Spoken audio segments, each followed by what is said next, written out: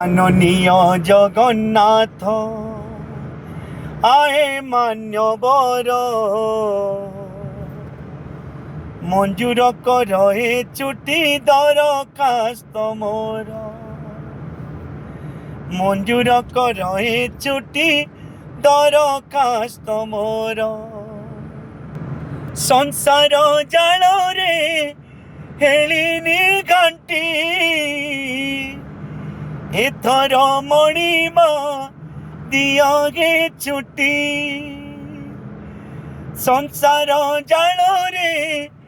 হেলিনি ঘাটি এথর মଣିমা